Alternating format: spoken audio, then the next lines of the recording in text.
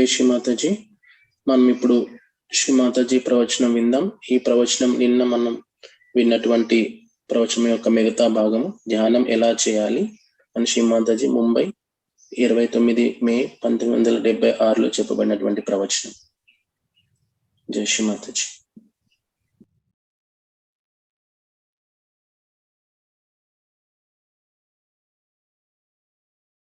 माता जी मुझे कैंसर हो गया, एक दो को कैंसर भी हुआ हमारे, अब तो ठीक हो गए लेकिन हुआ था। और कैंसर बीमारी जो है वो तो बिल्कुल सहस्त्रार की बीमारी है, पक्की समझ लीजिए। कैंसर से अगर बचना है तो अपना सहस्त्रार साफ रखो। सहस्त्रार तुम लोगों ने पकड़ना शुरू कर दिया तो कैंसर की शुरुआत हो गई। मैं आपसे बता रहा हूं, सहस्त्रार हमेशा साफ रखो। और हो सकता है कि आज नहीं कल 8 साल बाद आपको पता है कि सडनली हमें कैंसर हो गया, तो क्यों ना अभी से अपने को स्वास्थ्यपूर्ण रखें। और इतना ही नहीं, सहयोग का कार्य करें जिसके कारण हम परमात्मा के राज्य में बैठे हैं। और जब कल संसार में उन लोगों को चुना जाएगा जो परमात्मा के हैं, उनमें से आप एक श्रेष्ठतम लोग होंगे। क्यों ना ऐसा कार्य करें जिससे सब व्यर्थ का समय हम बर्बाद कर रहे हैं। इसके घर जाओ, रिश्तेदार के घर खाना खाओ, फलाने के घर घुसो, उसकी बुराई करो, छोड़ छाड़ करके और अपने मार्ग को ठीक बनाए और ऐसा जीवन बनाए कि संसार में उन लोगों का नाम हो। सबको सोचना चाहिए। कोई ये भी सोचे कि भाई अब मेरी उम्र ही क्या रह गई है, अब तो क्या कर सकता हूँ, सो बात नहीं।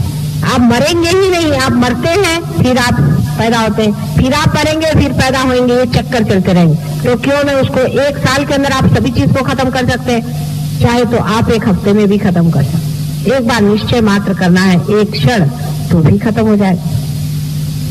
अपने जीवन को कुछ विशेष करना है, ये एक बार इतना ही निश्चय कर लेने से ही सहयोग का लाभ अत्यंत हो सकता है, ये आप जानते हैं। शरणागति होनी चाहिए, जरूरी नहीं कि मेरे पैर पे आए, पर शरणागति मन से होनी चाहिए।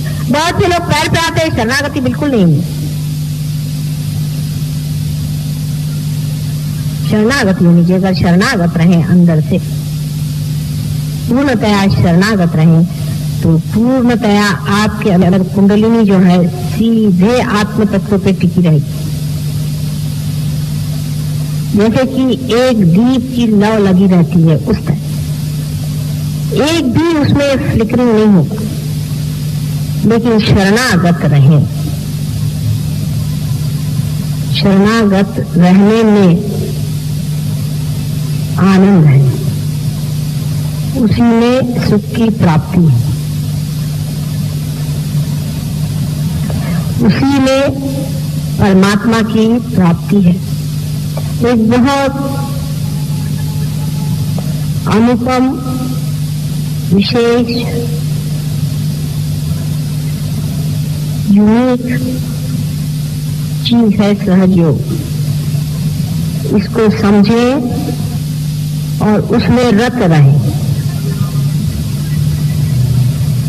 जितने आप उसे तादाद में पाएंगे उतना ही आपका आत्म तत्व चमक सकता है। कोई चीज महत्वपूर्ण नहीं है सिवाय इसके कि आप स्वयं प्रकाश बने। और जिनको बेकार की बातें सोचती है उनके लिए बेहतर है कि वो इस चीज को छोड़ दें, उनके पास नहीं है। अब आखिरी बात बताऊंगी, इसको बहुत समझ के और विचार पूर्वक करें। हमारे अंदर स्वयं ही दुष्ट प्रवृत्तियां हैं, हमारे ही अंदर स्वयं बहुत सी काली प्रवृत्तियां हैं जिसको नेगेटिविटी कहते हैं। वे जोर बांधती हैं, उसके कब्जे में आना अपने को शैतान बनाना है। आप चाहें तो शैतान बन सकते हैं और चाहें आप परमात्मा बन सकते हैं। शैतान अगर बनना है तो बात दूसरी, उसके लिए मैं गुरु नहीं हूं। भगवान बनना है तो उसके लिए मैं गुरु। लेकिन शैतान से बचना चाहिए। पहली चीज है कि की अमावस्या की रात या पूर्णिमा की रात, लेफ्ट और राइट साइड दोनों तरफ में आपको डेंजर्स होते हैं। 2 दिन विशेषकर अमावस्या की रात्रि को और पूर्णिमा की रात्रि को बहुत जल्दी सो जाना चाहिए। भजन करके, व्रत होके, ध्यान करके, चित्त सहस्त्रार में डाल के, बंधन डाल के सो जाना चाहिए। मतलब चित्त सहस्त्रार में जाते ही आप अचेतन में चले गए, वहां अपने को बंधन में डाल दिया, आप बच गए। 2 रात्रि को विशेष रूप से, और जिस दिन अमावस्या की रात्रि हो उस दिन विशेषकर अमावस्या के दिन आपको शिव जी को ध्यान करना चाहिए। शिव जी का ध्यान करके उनके हवाले अपने को करके सोना चाहिए या आत्मतक। और पूर्णिमा के दिन आपको श्री रामचंद्र जी का ध्यान करना चाहिए। उनके ऊपर अपनी नैया छोड़ के, रामचंद्र जी का मतलब है क्या? क्रिएटिविटी का। अपने जो क्रिएटिव पावर्स है उसको पूर्णतया समर्पित करके और आपको रहना चाहिए। इन 2 दिन अपने को विशेष रूप से बचाना चाहिए। हालांकि सप्तमी और नवमी 2 दिन विशेषकर आप पर आशीर्वाद हमारा रहता है। सप्तमी और नवमी के दिन उसका ख्याल रखना। सप्तमी और नवमी के दिन जरूर ऐसा कोई आयोजन करना जिसमें ध्यान आप अपना पूरा करें।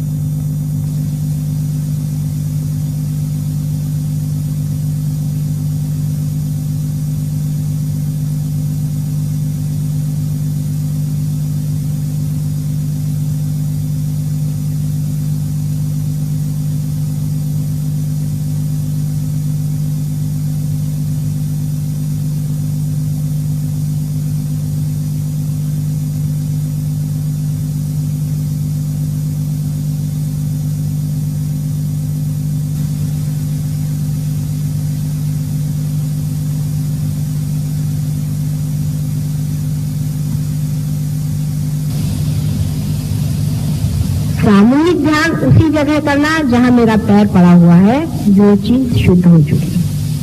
सामूहिक ध्यान अपने घर में भी किसी के साथ बैठ के मत करना। अपने रिश्तेदारों के साथ भी बैठ करके सामूहिक ध्यान नहीं करना है।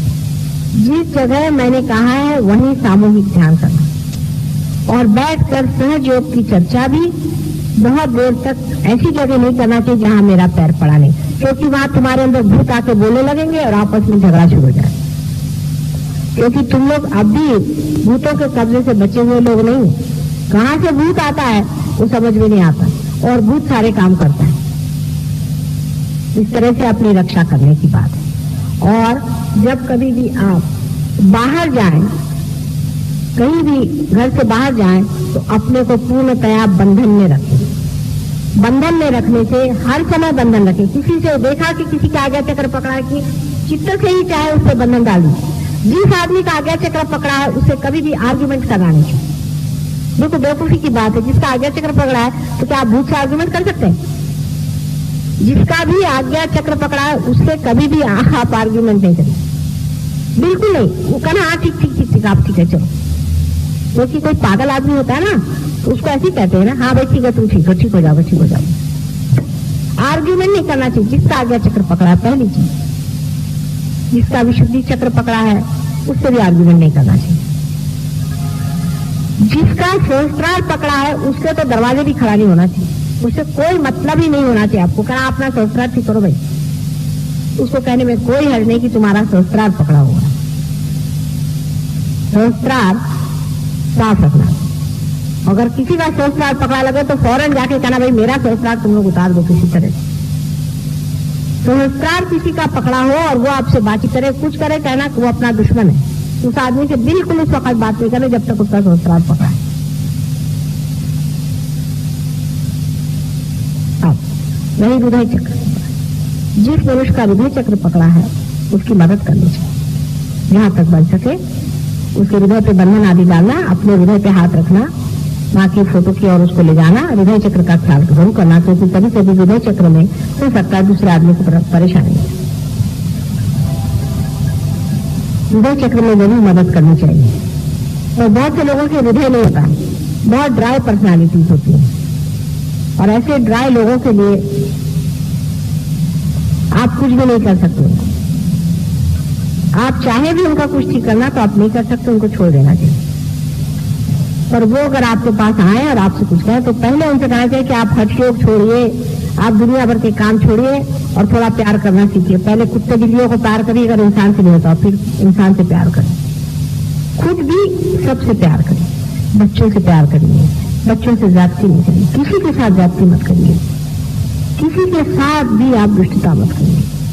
किसी को, बच्चों को तो कभी नहीं मारना है, कोई भी सहयोगी को अपने बच्चों को कभी हाथ से मारना नहीं, हाथ नहीं उठाना, किसी को मारना नहीं, किसी से भी क्रोध नहीं करना है।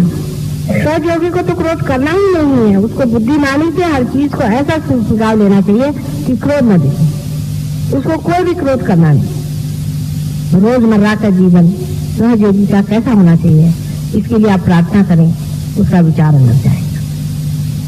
मैंने अनेक तरह से आपको बताया है। उसी प्रकार हमारा जो ये अनंत जीवन का जो संस्था है, उस संस्था के लिए हम लोग 8-10 आदमी मिल करके क्या करने का है उस पर विचार कर रहे हैं। आप लोग सब अपना सहयोग उसमें दें और सब मदद करें। अभी जिन लोगों ने अपने नाम हमारे पास दिए नहीं, जिनके नाम लिस्ट में नहीं है, वो अपने पते प्रधान साहब के पास दे दें। और हम लोग क्वार्टरली एक शुरू करने वाले हैं पेपर, उसमें से मेरे पत्र, संदेश, लेक्चर ये सब छपेंगे। और इसके अलावा तुम लोग भी अपने अनुभव अगर कुछ लिखो तो वो अनुभव उसमें छापे जाएंगे। सारे ऑल इंडिया के जितने भी अनुभव लोगों को आते हैं वो हर बार उसमें थोड़े बहुत छापे जाएंगे। इसलिए अपने अनुभव लिखते जाओ। अगर कोई आप लोग अच्छा लेख सहयोग पर लिख कर भेजे तो वो भी इसमें छाप दिया जाएगा। इस प्रकार एक यहाँ पर क्वार्टरली ले रहे हैं, उसमें अंग्रेजी में कुछ हिस्सा रहेगा, कुछ मराठी में, कुछ हिंदी में और कुछ गुजराती। इस प्रकार की क्वार्टरली हम लोग लिख रहे हैं।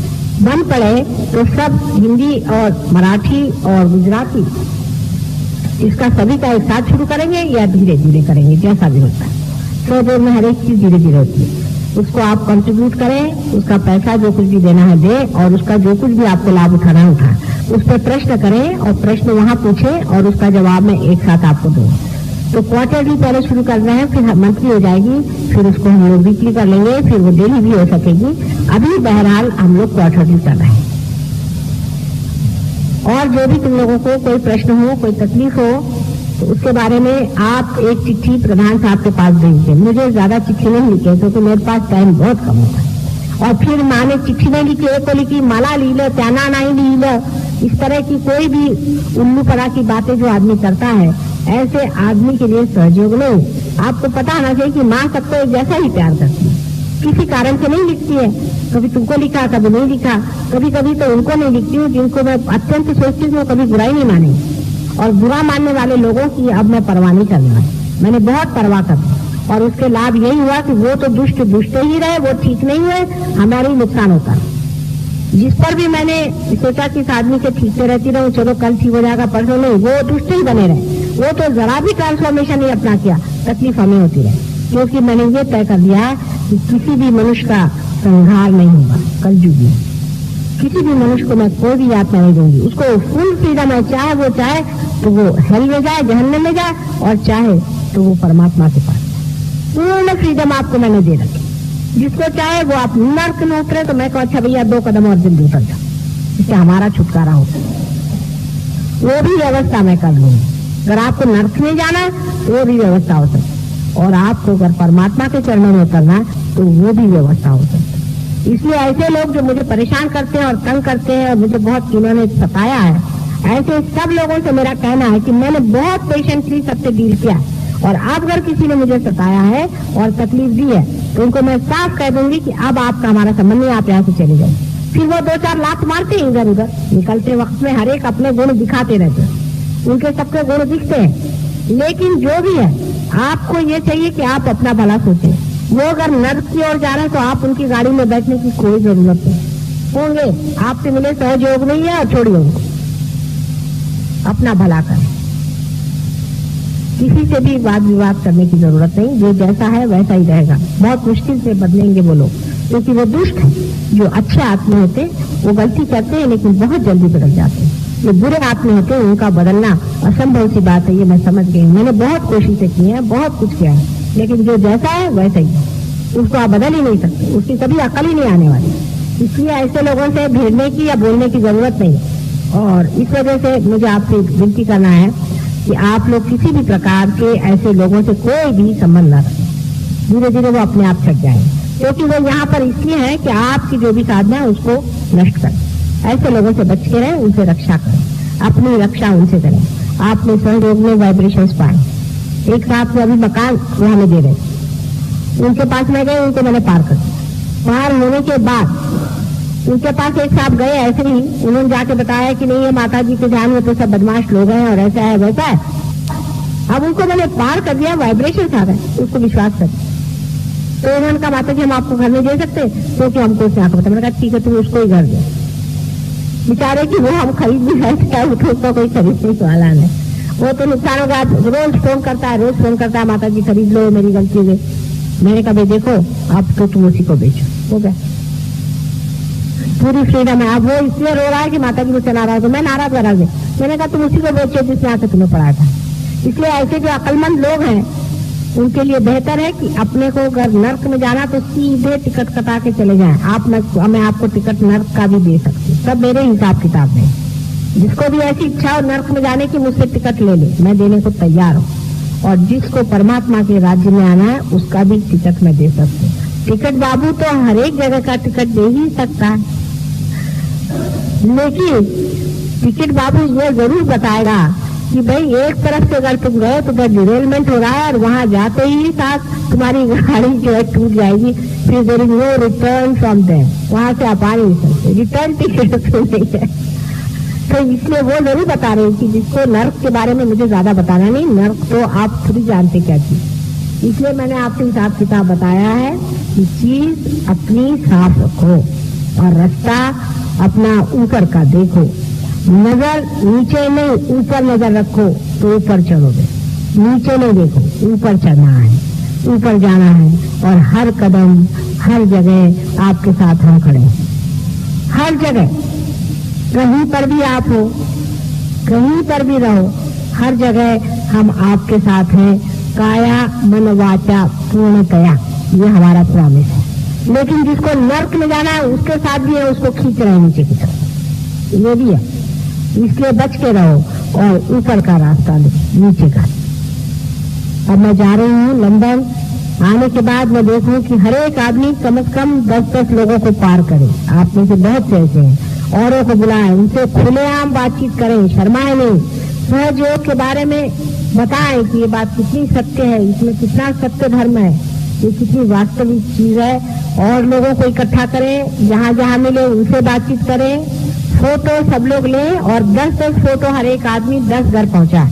ये भी बड़ा अच्छा तरीका है कि हर आदमी कंट्रीब्यूट करके 10 फोटो खरीदे और 10 फोटो 10 घर में पहुंचा, ऐसे घर में जहाँ पर की श्रद्धा हो फोटो के प्रति, जहाँ पूजा हो सके, जहाँ लोग सहयोग को मान सके। इस प्रकार से करने से ही सहयोग फैल सकता है। अपन लोग बहुत ज्यादा पब्लिसिटी नहीं करना चाहते हैं, क्योंकि जब भी पब्लिसिटी करते हैं तो गंदे लोग आके जल्दी चिपक जाते हैं और जो अच्छे लोग होते हैं वो मिलते ही नहीं। इसलिए बेहतर यह है इसी तरह से आप लोग सहयोग की पूरी तरह से सेवा करें और उसके द्वारा अपने को संपत्तिशाली करें। परमात्मा आप सबको सुखी रखे। मेरा पूर्ण आशीर्वाद आपके साथ है। मेरा हृदय, मन, शरीर पूरी समय आप ही की सेवा में संलग्न है। मैं एक पल भी आपसे दूर नहीं। जब भी आप मुझे सिर्फ आंख बंद करके याद कर लें, उसी वक्त मैं पूर्ण शक्ति लेकर के शंख चक्र गदा पद्म गरुड़ लई सिधारे। एक क्षण भी विलंब नहीं लगेगा, लेकिन आपको मेरा होना पड़ेगा। ये जरूरी है। अगर आप मेरे हैं तो एक क्षण भी मुझे नहीं लगेगा, मैं आपके पास आ जाऊं। सबको परमात्मा सुखी रखे और सुबुद्धि दे। सन्मति से रहो, सन्मति से रहो। ఇప్పుడు శ్రీమాతాజీ చెప్పినటువంటి ప్రవచనాన్ని తెలుగు సారాంశం తెలుసుకుందాం. ఇది నిన్నటి ప్రవచనం యొక్క మిగతా భాగం. ముంబైలో 29 మే 1976లో ధ్యానం ఎలా చేయాలో శ్రీమాతాజీ చెప్పారు. మనం భగవంతుని సామ్రాజ్యంలో స్థిరపడాలి అంటే సహజయోగం కోసం పనిచేయాలి. ఇతరులను విమర్శించడానికి లేదా స్నేహితులతో విందులు వినోదాలలో గడపడానికి ఎంతో సమయం వృధా చేస్తూ ఉంటాం. అంతేకాకుండా జీవితంలో ఇంకా కొన్ని సంవత్సరాలు మాత్రమే మిగిలి ఉన్నాయి కాబట్టి ఇప్పుడు ఈ మార్గం ద్వారా భగవత్ సామ్రాజ్యంను పొందడం కష్టం అని భావిస్తూ ఉంటాం. కానీ మనం ఇలా చేయకూడదు. మనకు బలమైన కోరిక ఉండాలి, కానీ సహజయోగం కోసం మనం ఏదో ఒక ప్రత్యేకమైన పనిని చేయవచ్చు. అలాగే మనం మరణించినా తిరిగి జన్మించి ఈ మార్గంలో ఉన్నతి పొందుతాం. ఈ జన్మలోనే ఆత్మస్థితి పొందితే ఇక జనన మరణాలు లేవు.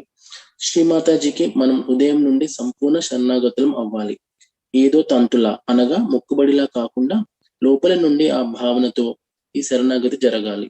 అప్పుడే ఒక దీపంలోని కాంతిలాగా మనలోని కుండలిని ఆత్మతత్వంపై స్థిరపడి ఉంటుంది. ఈ స్థితిలోనే ఆనందాన్ని, అనుగ్రహాన్ని మరియు భగవంతుని సాక్షాత్కారంను అనుభవిస్తాం. సహజయోగం అనేది దేనితో పోల్చలేని ఏకైక అద్భుత విషయం. ఎవరైతే సహజయోగానికి కట్టుబడి ఉంటారో, ఎంత ఎక్కువగా గుర్తింపబడి ఉంటారో, వారిలో ఆత్మతత్వం అంత ఎక్కువగా ప్రకాశిస్తుంది. ఎవరైతే అనవసరమైన పనికిమాలిన విషయాలలో తలదూరుస్తారో వారికి సహజయోగంలో స్థానం లేదు. మనలో చాలా మంది దుష్ట ధోరణులు కలవారుగా ఉన్నారు.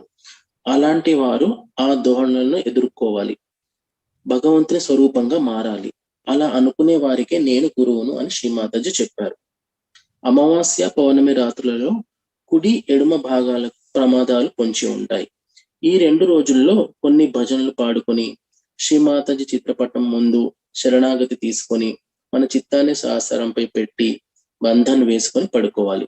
మన చిత్తం సహస్రం పైన పెట్టిన వెంటనే అచేతన స్థితిలోకి వెళ్తాం. అప్పుడు బంధం తీసుకుంటే మనం రక్షింపబడతాం. అమావాస్య రోజు రాత్రి శివునిపై అనగా ఆత్మపై ధ్యానం చేసి ఆయనకు శరణాగతులమై అప్పుడు పడుకోవాలి. పౌర్ణమి రోజు శ్రీరామునిపై ధ్యానం చేసి రక్షణ కోసం ఆయనకు శరణాగతులం అవ్వాలి. రామచంద్ర అనే పదానికి అర్థం సృజనాత్మకత.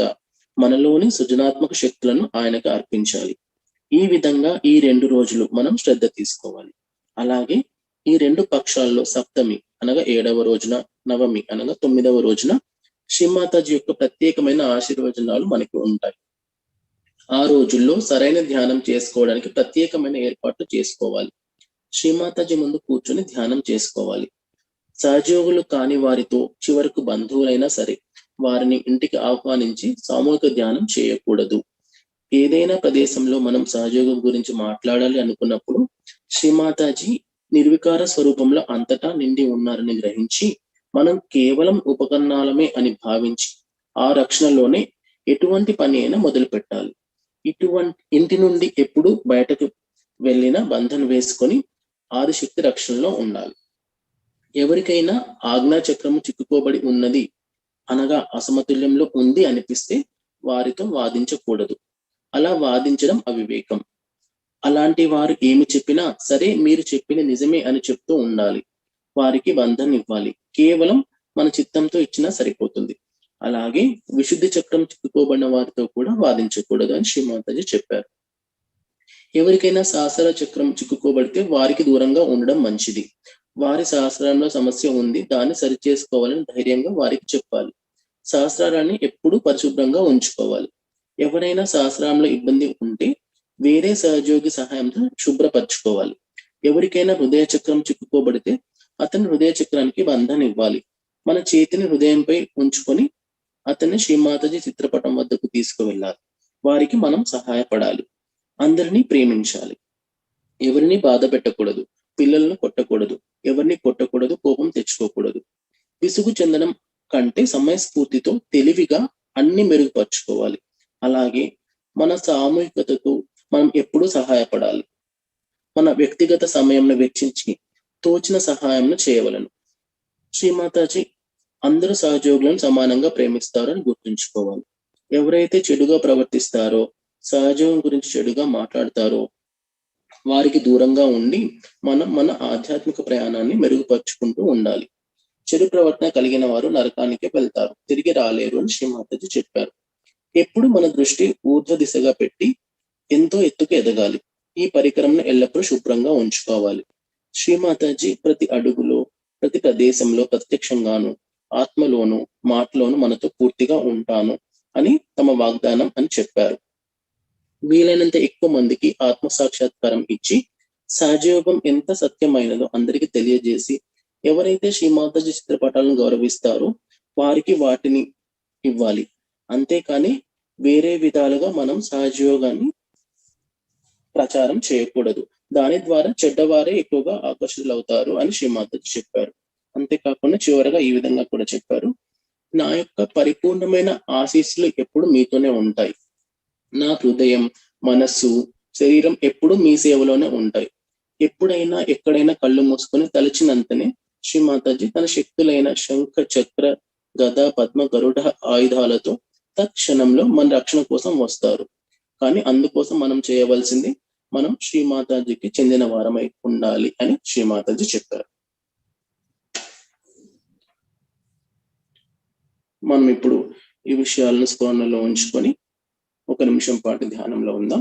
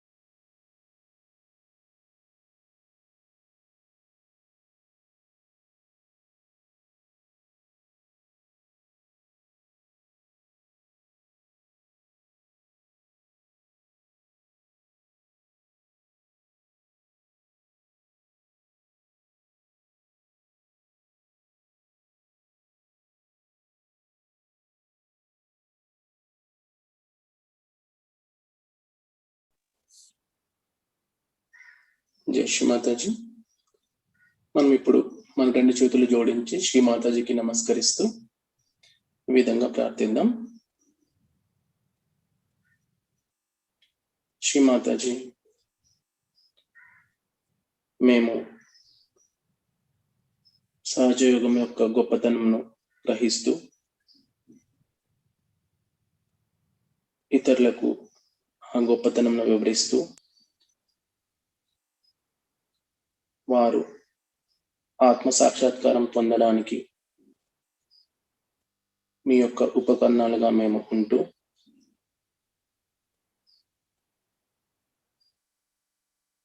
మా యొక్క చక్రాల స్థితిని గమనిస్తూ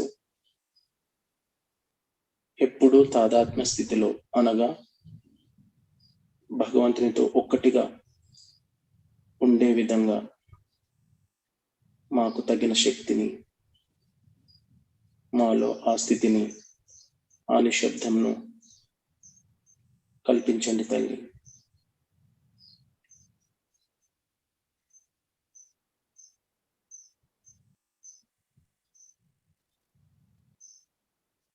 శ్రీమాతాజీ, ఈరోజు ధ్యాన ప్రక్రియలో తెలుసో తెలియకో మేము ఏమైనా తప్పులు చేసి ఉంటే మమ్మల్ని క్షమించండి తల్లి.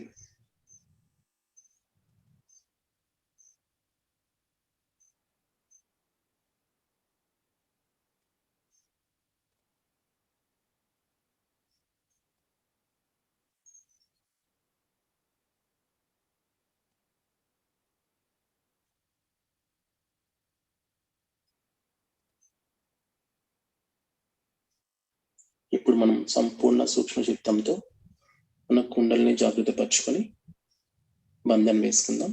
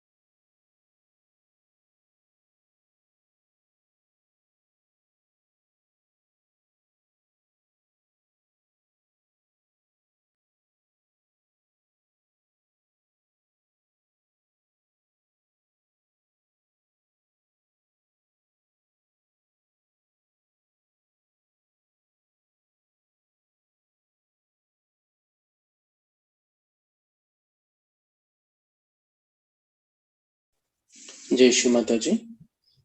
ఈరోజు ఈ ధ్యాన కార్యక్రమం ఇంతటితో సమాప్తం. ఇంకా ఎవరైనా ధ్యానంలో ఉండాలి అనుకుంటే మ్యూజిక్ ప్లే అవుతుంది, ధ్యానంలో ఉండవచ్చు. జై శ్రీమాతాజీ.